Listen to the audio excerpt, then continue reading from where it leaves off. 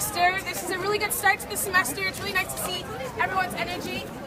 So, this event was organized by UNC students of color who are tired of grieving in isolated corners and thus decided to grieve collectively in public, because grief and pain are not feelings that we should be ashamed of or hide for the comfort of others. Let us take a moment of silence to recognize the loss of life that this gathering in part represents.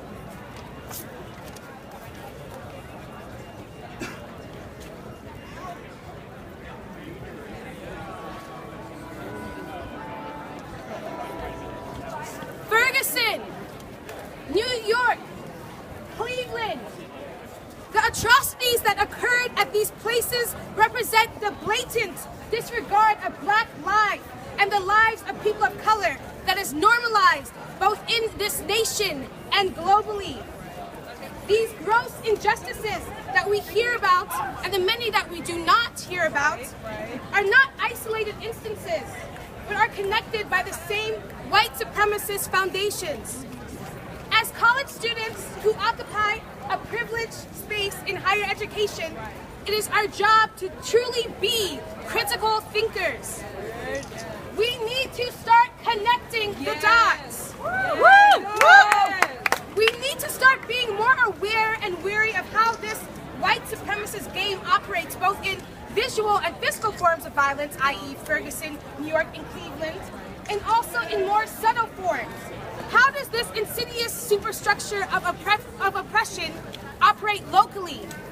How does it affect students' day-to-day lives on campus?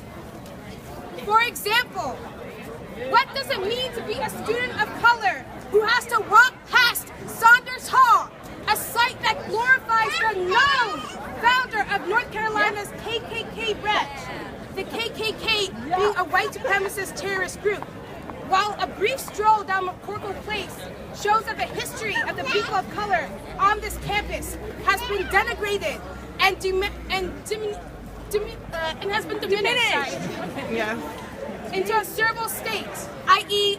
Unsung Founders Memorial that doubles as a diaper change station, footrest, and lunch table.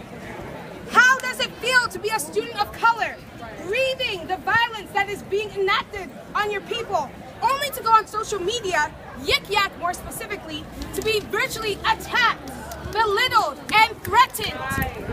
How does it feel to be a person of color on this campus and to year by year see the population of people who look like you in your graduating class diminish? I'm talking about retention rates. We must take on the responsibility that being in this privileged space bestows upon us.